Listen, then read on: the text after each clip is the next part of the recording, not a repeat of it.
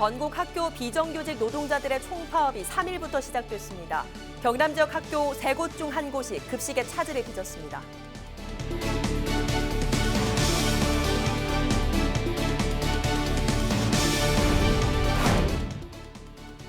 김해시의 허술한 역사 기록물 관리 실태가 도마에 올랐습니다. 김해 만세운동이 기록된 희귀 자료는 저장고에 방치된 채 14년 만에 발견됐습니다.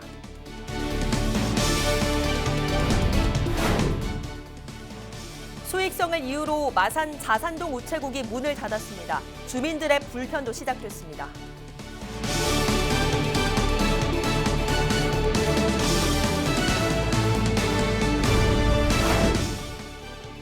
강석주 통영시장이 취임 1주년을 맞았습니다.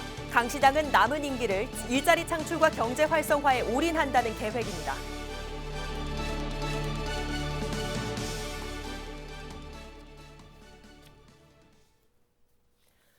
시청자 여러분 안녕하십니까? 헬로티비 뉴스 경남입니다.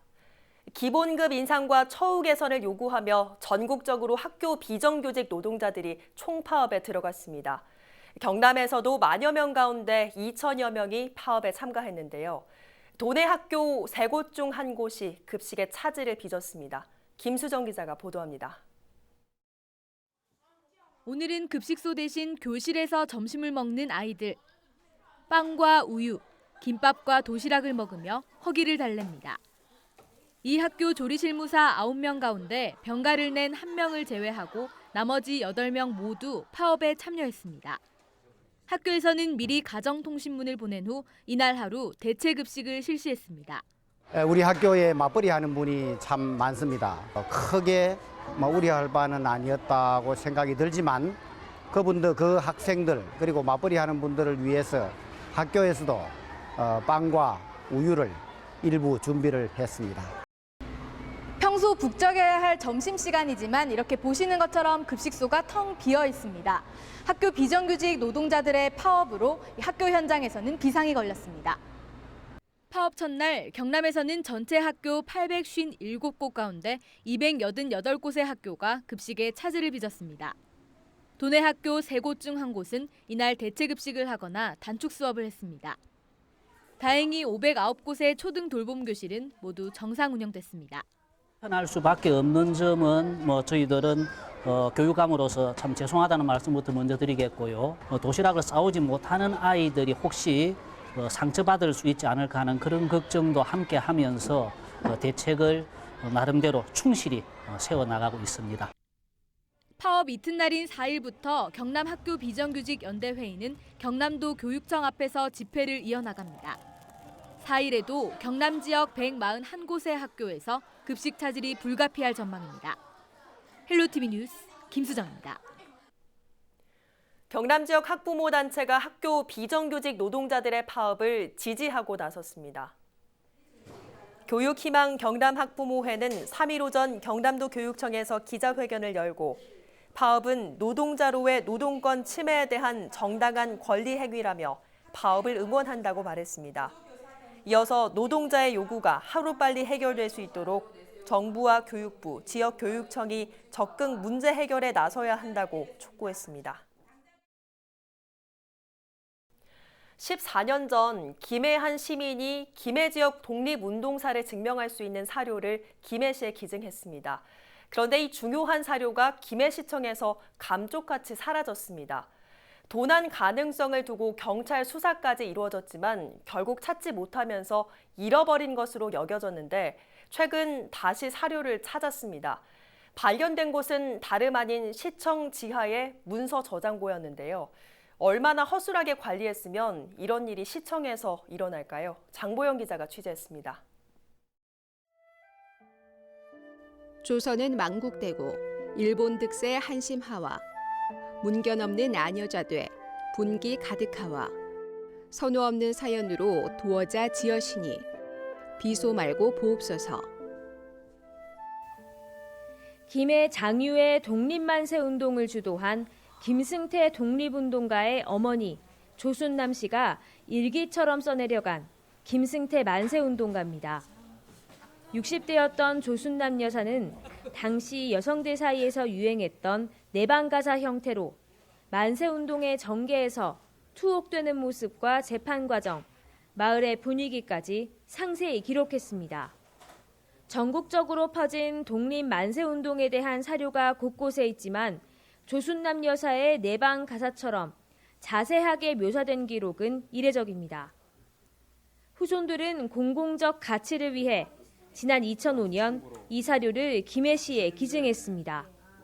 하지만 최근 학술 연구를 이유로 원본을 보려 했던 김용일 씨는 김해시로부터 황당한 답변을 들었습니다. 사료가 없다는 겁니다. 근데 뭐 갑자기 책이 없다고 그러니까 이건 뭐 할 말이 없는 거죠. 여기 할머니 비소 말고 보옵소서 했는데 책을 봐야 비소 말고 보죠. 그거 잘 못 찾는다. 뭐 그러더니 이제 한동안은 받았는지 안 받았는지도 모르겠다는 말이 나오길래 보관 일지는 물론이고 자료를 기증받은 기록조차 없는 상황. 도난 가능성을 두고 경찰 수사로까지 번졌지만 결국 찾지 못했습니다. 증발한 것만 같았던 김승태 만세운동가 원본은 갑자기 모습을 드러냈습니다. 행방을 찾지 못했던 3.1 만세운동 내방 가사는 바로 이 시청 지하 문서 보존실의 문서들 사이에서 발견됐습니다. 발견 당시 흰 한지에 포개어져 서류 봉투에 담겨 있었던 김승태 만세운동가. 기증 이후 14년간 방치되면서 그를 알아보기 어려울 정도로 낡은 상태였습니다. 김해시는 관리 부실을 인정했습니다. 관련 법령에 따른 기증 절차에 맞춰서 저희들이 기증품을 받고 등록을 하고 관리를 해야 되는데 그 부분이 이제 미비했던 점은 이제 유족들한테 이제 사과의 말씀을 드려야 될 부분이고요. 이제 이런 게 있을 경우에는 더 철저하게 관리를 하도록 노력하겠습니다.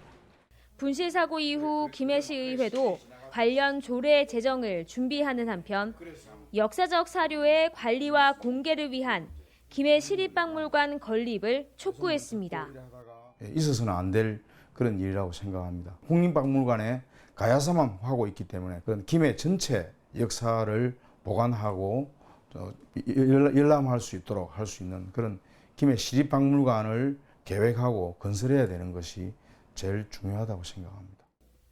김해시는 뒤늦게 김승태 만세운동가 원본을 민간기록물 기증 1호로 보존하겠다고 밝혔습니다. 하지만 희귀 역사 자료를 10년이 넘도록 방치한 만큼 구멍 뚫린 행정이란 비난은 피하기 어려워 보입니다. 헬로티비 뉴스 장보영입니다.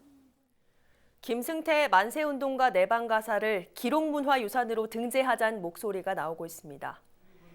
조순남 여사의 후손인 김용일 씨와 이정화 김해시 의원, 김해 3.1 독립운동 기념사업회 김광호 회장 등은 합동 기자회견을 열고 1년 넘게 찾아왔던 내방가사 원본을 이제라도 되찾아 다행이라며 내방가사에 대한 심도 있는 연구를 통해 가치와 교훈을 알릴 계획이라고 밝혔습니다.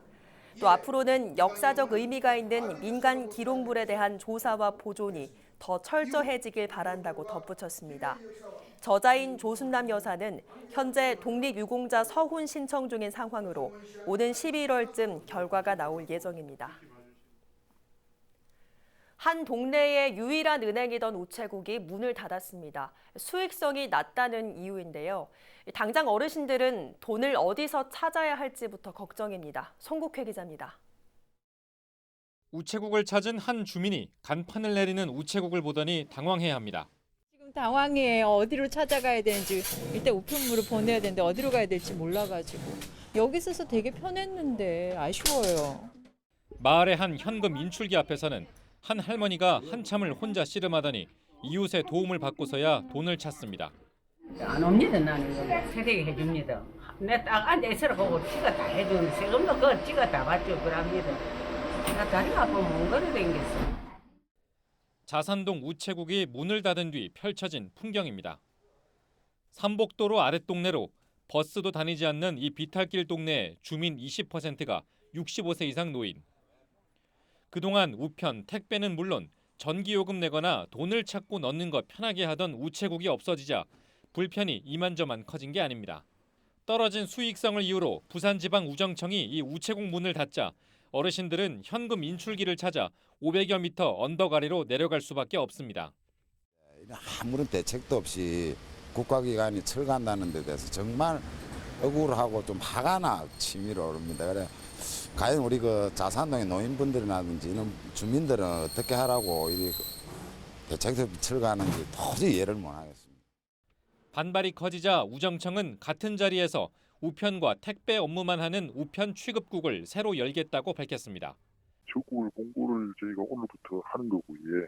희망자가 있을 경우는 9월달 좀 돼야 아마 영업 시작이 될 것 같습니다.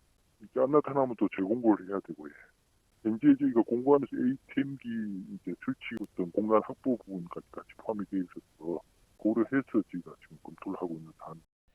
경남 337개 우체국 중 운영 효율화 정책에 따라 통합 가능성이 거론되는 곳은 310곳. 수익성에 밀린 우체국이 공적 기능을 포기하면서 당장 어르신들은 공과금을 내는 것부터 걱정입니다. 헬로티비 뉴스 송국희입니다. 강석주 통영시장이 취임 1주년을 맞아 지난 1년의 성과를 되돌아보고 미래 청사진을 제시했습니다. 강 시장은 남은 임기를 일자리 창출과 지역경제 활성화에 올인하겠다고 밝혔습니다. 표영민 기자입니다. 보수의 텃밭으로 불리는 통영에서 첫 민주당 시장으로 당선된 강석주 시장. 변화를 요구하는 시민들의 기대를 한몸에 받으며 임기를 시작했습니다. 취임 후 1년 동안 통영에는 어떠한 변화가 있었을까? 강 시장은 지난 1년을 국도비 확보와 소통 행정 강화, 청년 문화 정착으로 새로운 도약을 위한 준비 기간이었다고 자평했습니다. 인사 청기 출범 이후 지난 1년 동안 통영시 발전과 시민의 행복을 위해서 많은 고민을 거듭하면서 시정을 추진했다고 생각합니다. 대표적인 성과로는 국도비 5천억 원 확보와 고용위기 지역 산업위기 대응 특별지역 연장, 도시재생 뉴딜 사업 선정 등이 꼽힙니다. 반면 성동조선해양의 법정 관리로 무너진 지역의 제조업 기반과 경제의 버팀목이었던 관광산업의 위기는 아쉬움으로 남습니다. 지난 1년을 되돌아본 강 시장은 남은 임기를 통영경제 살리기에 전념한다는 계획입니다. 신화 SB 부지를 포함한 봉평지구 도시재생 사업과 어촌 뉴딜 300사업, 강고한 친수시설 조성 등 지역 활성화 계획에 힘을 쏟겠다고 밝혔습니다. 공약 사업의 일환인 남호선 공원 디지털파크 조성과 해저터널 리모델링 사업을 적극 추진함과 아울러 또 이를 바탕으로 문화재 야행 등 야간 갱간 사업을 지속적으로 시행하고자 합니다. 이 밖에도 예비 타당성이 면제된 남부내륙 고속철도 역사 유치를 통한 관광시장 활성화에도 기대를 걸고 있습니다. 성과와 아쉬움이 교차한 지난 1년.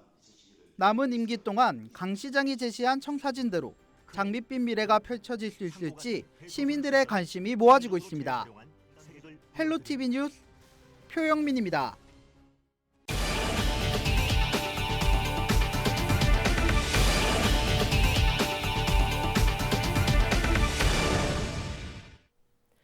다른 여자를 만난다는 이유로 남자친구 집에 불을 지른 40대 여성이 경찰에 붙잡혔습니다.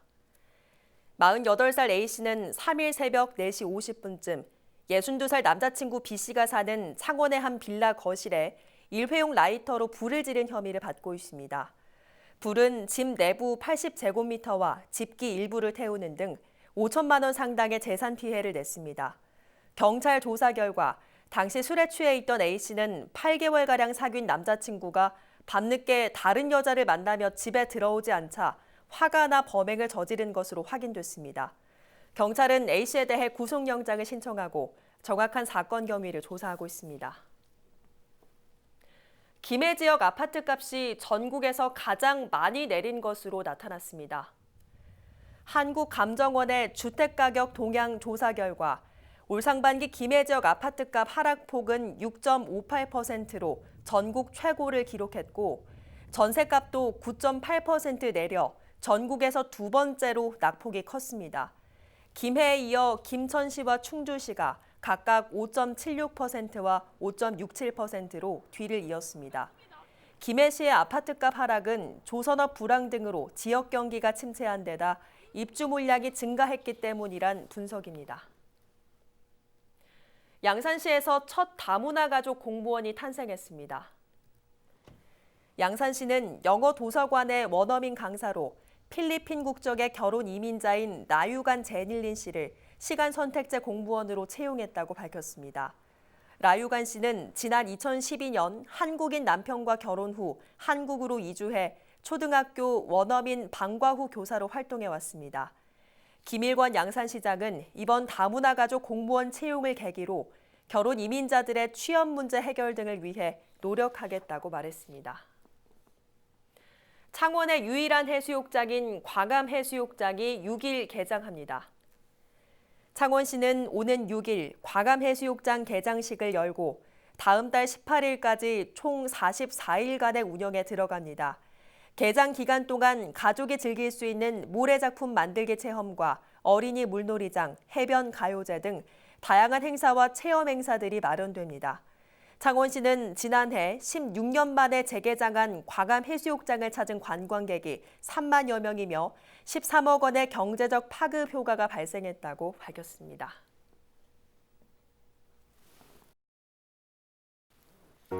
우리 지역 인사 동정입니다.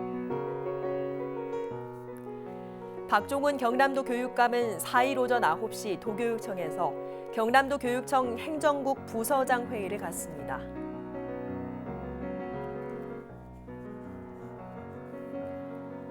허성무 창원시장은 오후 2시 창원 컨벤션센터에서 진행되는 2019 기동 화력 장비 전력 발전 포럼에 참석합니다. 강석주 통영시장은 오전 11시 일청사 회의실에서 진행되는 통영시 지방세 심의위원회에 참석합니다.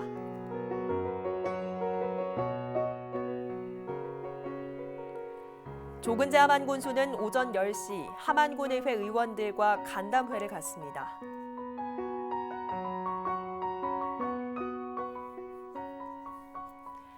이선도 의령군수는 오후 3시 용덕면 경남경찰 특공대 청사에서 진행되는 경남경찰 특공대 창설식에 참석합니다.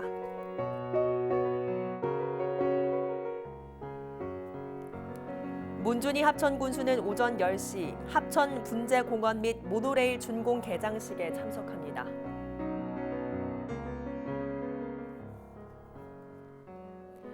백두현 고성군수는 오후 5시 반 군청 중회의실에서 취임 1주년 기자 간담회를 갖습니다.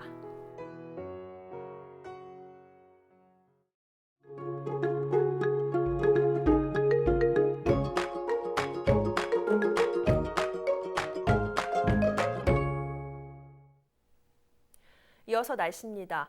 장마가 쉬는 틈을 타서 더위는 나날이 심해져 가고 있습니다. 수요일 낮 동안 경남 지역은 30도 선을 넘나들며 무더웠는데요. 목요일에는 구름이 걷히면서 기온이 더 오르겠습니다.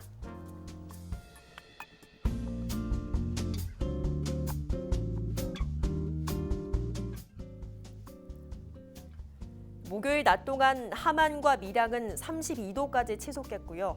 다음 주 초반까지는 계속해 장마 전선의 영향권에서 벗어나면서 앞으로 날이 더 뜨거워질 전망입니다.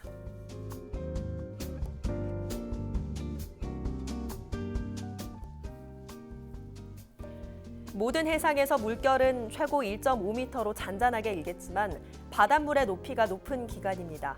남해안 저지대에서는 만조시 침수 피해 없도록 대비가 필요하겠습니다.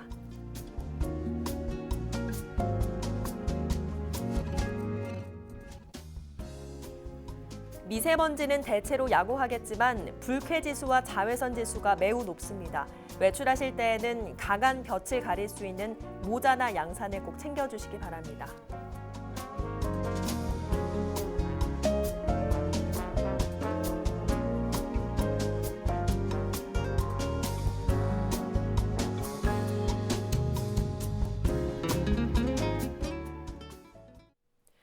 오늘 뉴스는 유튜브 채널 CJ 헬로 경남 방송에서 다시 보실 수 있습니다. 이상으로 뉴스를 마칩니다. 저희는 늘 지영민 곁에 있겠습니다. 고맙습니다.